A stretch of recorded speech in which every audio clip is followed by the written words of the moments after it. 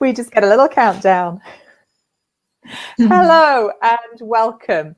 I'm Tracey-Jane Hughes from Manage Those Things and the Business Cheerleading Club, and I'm delighted to welcome Helyn Connerr to my In Conversation with today.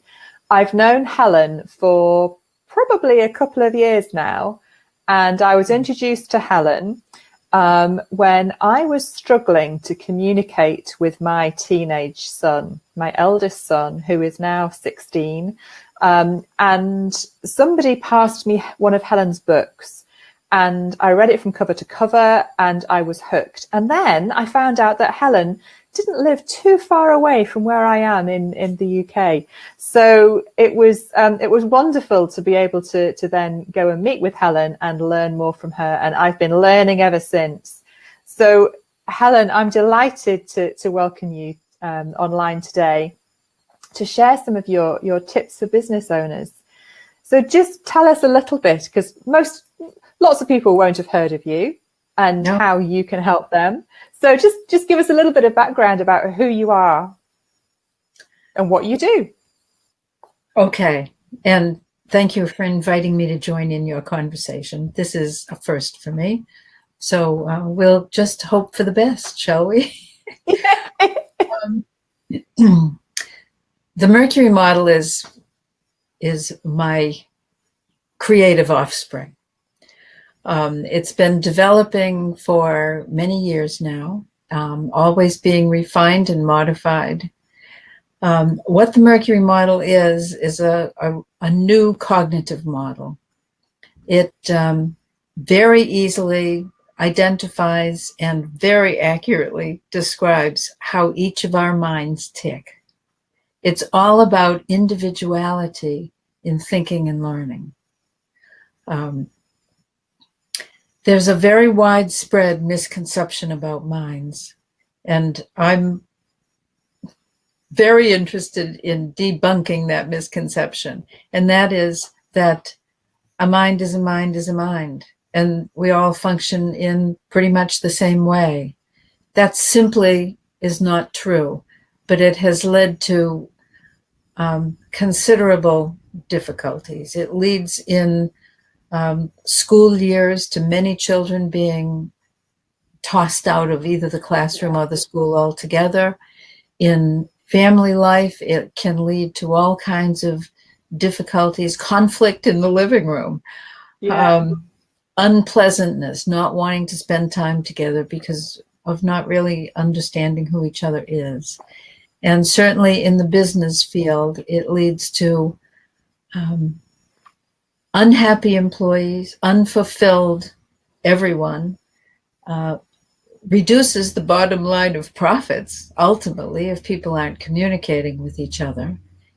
My image really is that when there are two people engaged in conversation, as we are right now, and however many others have joined in with us, but if people are engaged in communication, each one is cocooned in like a bubble of their own learning requirements, their own style of thinking, their own interaction with data, with incoming information. And we're all different that way. Everything that comes into me, I filter through my learning requirements. Everything that I say to you is filtered through my natural way of communicating. And if my mouth doesn't connect with your ears in a way that makes that work, then we miss each other. And I think that goes on far too often. So the Mercury Model tackles this immense problem. It's brand new. I don't see that anything has done that in such an easy, accessible way before. And I love to talk to people about how it works and what they can do with it. Is that a clear enough answer? Yeah, you didn't tell us who you are and how, and you know how you came across this, but we'll maybe get to that in a bit. Okay. So the Mercury model is what I came across. So it was, a book that somebody handed to me that I read from cover to cover, and it was your first book called Learning Without Tears. Yes. That really helped me to understand that my way of thinking was very, very different from my eldest son's way of thinking. And actually, my youngest son has a different way again of thinking and processing that information and data. And within your Mercury model, you have 12 different styles. Do you call them styles of thinking, Helyn? How do you term it? I have termed it learning styles, and I think that is not altogether satisfactory for the reason that term, learning styles, has become synonymous with a 3-mode model. Yeah. Visual, auditory, and kinesthetic. And the people who propose that have hijacked the term so that anyone else who uses the term, such as myself, somehow gets linked up with them. And I'm not saying that at all. Although I like the term, maybe cognitive styles, but that word is a little complex for people who haven't heard it before. They don't relate cognition, the word cognition, to ticking in mental thinking. Yeah. That's what it is. It's how we tick individually that I'm talking about. Yes, there are 12 of them in the Mercury model. Those 12 break into several family groupings, and by looking at one person's way of ticking and another's, they're going to have either considerable common ground, which makes it much easier to link up together, or in some cases there's no common ground at all, in which case people have to work a little harder. But first they need to understand that the difficulties are not intentional. People are just doing what they do naturally, and because we're all different, it sometimes feels to us that people are doing something to us when in fact they're just being themselves. So being ourselves and listening. I got into listening, as you know, Helyn. I've done a lot around listening. I teach other people to listen better, and we hear a lot within the personal development circles about listening to ourselves. But what I think is missing, and what I've learned from you over the past 2 years, is that what goes in here and how we process information is part of what we need to listen to and accept that that's who we are, and then understand how somebody else thinks might be different. And then there's almost, either accept the mismatch or work towards how we actually communicate. So I feel really impelled to repeat the now famous quote by Albert Einstein. Okay.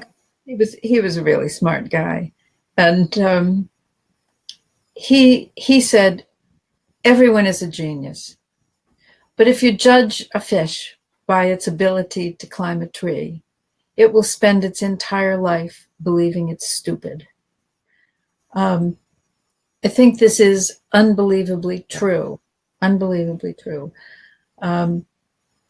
We aren't all the same, and if we judge each other by our own modes of mental ticking, we're diminishing ourselves and sidestepping taking responsibility for our own uniqueness, and we're absolutely diminishing the other people, the other person. I don't believe we should treat each other that way.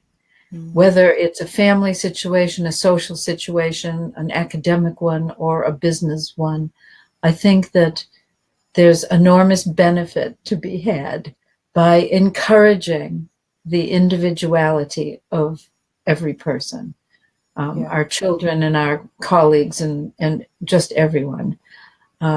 Happy employees are productive employees, but they're also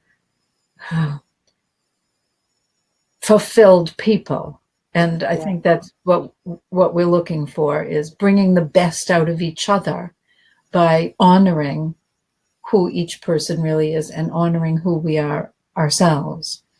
The thing about the Mercury model is that it makes it so easy. It is so easy to use that we can know instantly if we're talking to a fish, and we should be on the topic of underwater breathing, or if we're talking to, well, let me give you an example of this. I was watching this morning a chipmunk doing its chipmunk thing up the garden path. Okay. And I was thinking about that movement that a chipmunk has. It is just unmistakable. And had it been a cat walking up that garden path instead of a chipmunk, slow and sulky, and we all know that people behave differently. Animals move differently. What isn't so clear is that what goes on in the little gray cells is just as dramatically different one person to another, related or not, your own teenagers or not. That it's just very different. Now and that's what Einstein's quote was about.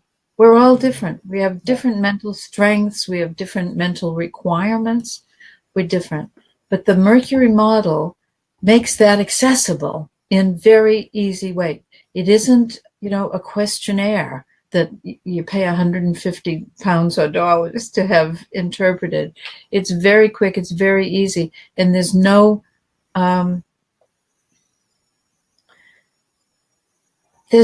guesswork.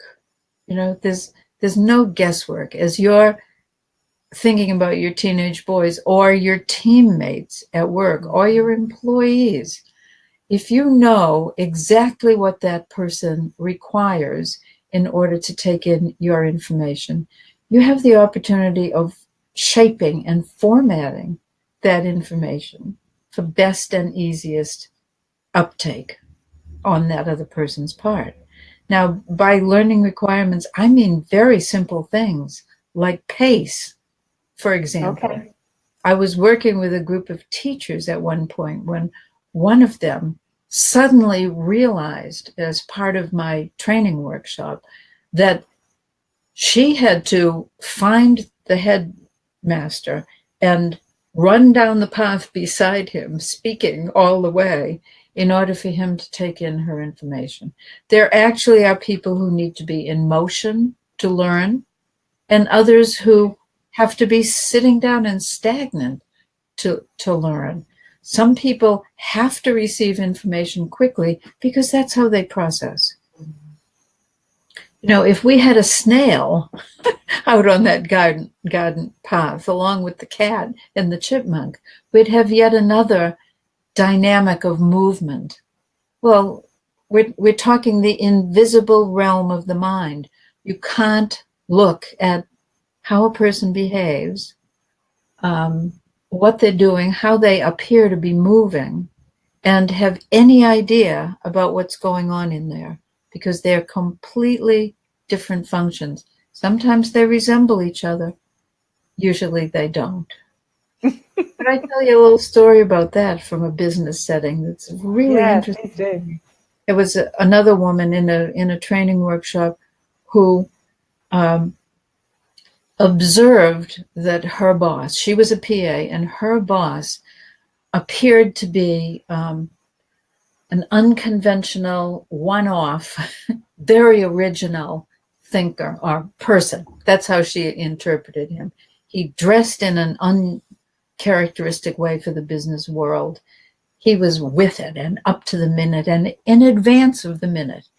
And in the workshop, it became clear that that's not what was going on in his mind at all. His mental dynamics required formality, time,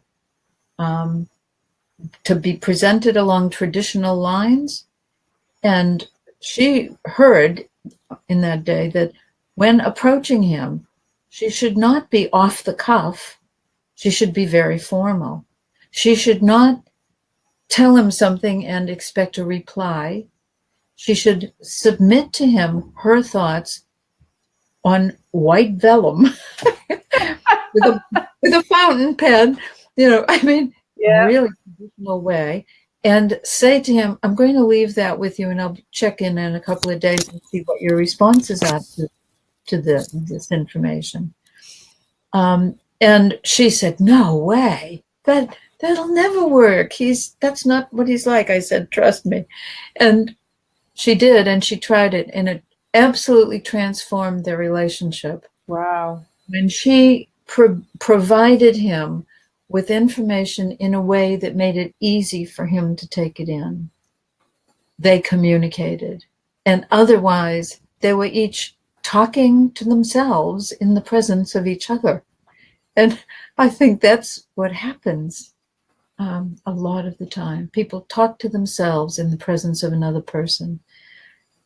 I like to think that the Mercury model improves learning and enhances communication between people of any age, both genders, all national origins, about any topic at any time of the day or night. Yeah. In social life, family life, academic life, and business life. It is absolutely across the board applicable. So Helen, how can we find out sort of how we think and how we can then apply that to our own business? Is there a formula? It's a book. There are two books. This one was written for adults and adolescents. The earlier one was written for parents about their children. This one single little book, which is available probably worldwide through Amazon, but certainly in the UK, in the United States, and in China, it's available. It contains within it everything that you need to identify your own and other people's mode of learning. Everything's in there. So it doesn't have to reach outside. So people can get it from they can get it from your website, can't they? They can get it from my website. Includes links to both American and British suppliers of my book. If you would like a signed copy, you have to get in touch with me, which is through my website. And in addition to finding out from that book everything that you need to know in order to use the Mercury model, I also offer a day workshop. I say learn it in a day and use it for the rest of your life, because you will. Once you realize how beneficial it is to know what's going on behind another person's eyes, you will use it for the rest of your life. There's a workshop coming up in June in near Lancaster in the UK. Okay, in the UK. That's on. And my website. Oh, you put my website up, didn't you? I did. Yep. There are personal profiles available, both a simple standard version and an in-depth version. That's all explained on my website as well. So it's, and I would hold personal consultations about what's going on between two or more people. Family. Okay. I don't think I mentioned that the Mercury model started originally as a team building tool for businesses in Cumbria. That was the real acid test and the beginning of its usefulness for having team members actually understand each other. And it really identifies in a team meeting which role is best suited to which individual. And that's it's fascinating, Helen, because a lot of times and a lot of businesses are familiar with Belbin's model, and yes. And there's a lot of personality tests available, and people, will look at building their team around having somebody from each of the groupings. What the Mercury model does, and how I've learnt from you, is that it's not necessarily about having different personalities. It's about how we communicate with somebody different, or just somebody else, like you say, within the same family unit, or our best friends might have very different communication styles, but we love them and we love being with them. But we just, by understanding how they take information in, we can better support them and they can support us. So it's so direct that it's right down to which birthday card you choose to send to somebody. Okay. At that level. Yeah. Do you go for the joke or the sentiment, or what you by using the word personalities, you reminded me to say that the Mercury model does not comment on personality whatsoever. It holds behavior and in fact all other components of the human being aside from the mental dynamics. It only looks at what's going on in your mind, and believe me, that's immense. To another, it's plenty. It doesn't touch upon behavior. It doesn't touch upon personality. It's purely, and therefore it doesn't conflict with some of the other learning style or personality indexes or inventories and so forth. It's a completely different and new way of looking at individuals and at teams, and in fact at world leaders. Yes. We can gain because everybody can be identified within my two books, and you can have a deep insight into the mental dynamics, not the behavior of people whose decisions are very far-reaching.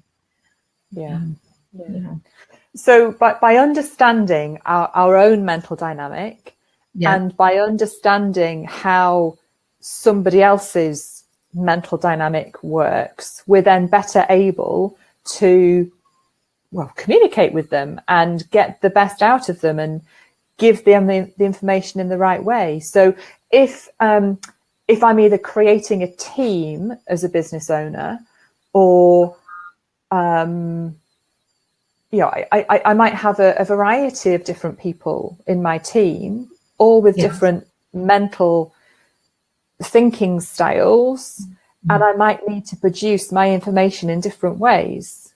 For each person. You might, or you could focus on family groupings and reduce the 12 different learning styles down to one of the family groupings. There's one family grouping that it takes all 12 of them, divides it into 6 on one side, 6 on the other, and there are 2 basic fundamental differences between one group and that's 50% of the population. And if we knew that from forever, if we'd known that forever, the number of hurt feelings and misunderstandings and feeling done to by another person would be just eradicated. But about team building, team construction, if 2 people are very, very similar in their mental dynamics, there's tremendous ease at getting along with each other because one person's mouth connects automatically with the other person's ears. And there isn't any need to even consider, how shall I put this for the easiest uptake? You just do it. It's so easy. However, they share all the same blind spots as well. Yes. I worked with a team of 4, the head person and 3 employees, who all had, they were all very practical thinkers. None of them took initiative. Without getting into the details of it, they were too similar. And I tried warning them about it over and over and over again, that they were so similar that there wasn't any new way of looking at old information. They couldn't update thinking. And to me, it was one of the world's most exciting projects that failed, specifically because the people were too similar. Now, if there's not enough similarity, you have all the blind spots covered by one person or another. Someone's going to say, wait a minute, we haven't had a new product in 15 years. We're doing really well with the old one, but maybe we need to diversify a bit. There'd be someone who'd say that, or someone else who'd say, we come out with a new sales pitch every month. Maybe that's too much for the general public to deal with. So if there's not enough similarity, it's very stressful. You increase the stress, but you've covered some of the other problems. So one is not better than the other. They're both problem areas. If there's too much difference or not enough difference. However, it's understanding what's going on in there for each person that I think is really important. And I would advise everyone who teaches, trains, communicates with a group of people in their work environment, that the Mercury model will absolutely transform communication right across the company. It's very, very useful and very practical. And it does tend to then bring the best out of someone. You're not judging that someone's a fish and can't climb a tree, or is a fish and can't go. It assigns people. It demonstrates where people's mental strengths are, and where they'll be fulfilled if they can utilize those strengths. Yeah. Helyn, I could talk to you all day. I love spending time with you. I found your work absolutely fascinating, and it has really helped me in my family life, my personal life, and my business life. And I've used the Mercury model myself when I've worked with clients, and I've been able to not necessarily change what I do, but make sure that how I communicate with those clients is in the right way, or for them, so that they are taking in information in the easiest way for them. And I'm sort of adding that extra layer of support, because I'm understanding what they need to help them move forward. So that it is a really practical solution for any business owner to understand how their own mind works, but also how their clients, their customers work as well. If you're a teacher, you're going to have a classroom full of all of the different mental thinking styles. So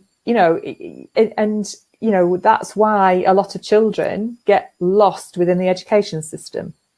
We're aware of that. But if we were able to help people understand that they've got that, there are these 12 different thinking styles, and we can't change them. There's nothing we can do about them, is there? It's just how it is. That's how it is.